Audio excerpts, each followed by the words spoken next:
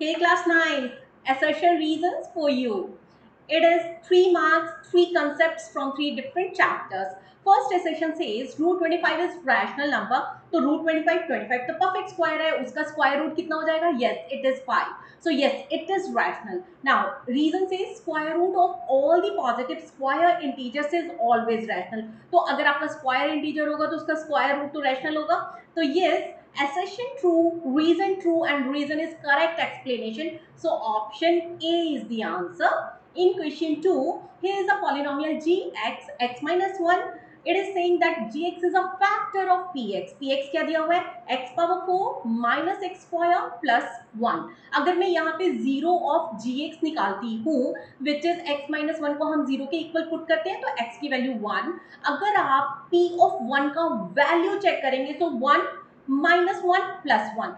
1 minus 1 plus 1. Please take care. 1 से 1 cancel, but 1 answer आ रहा है. So no, gx is not a factor because मेरा p of 1 0 नहीं आया. So assertion false हो चुका है.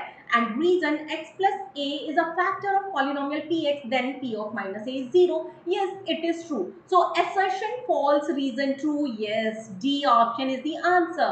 Now the third question says from chapter 3, point A minus 2 minus 4 lies in third quadrant. Yes, both the sign negative negative, third quadrant true.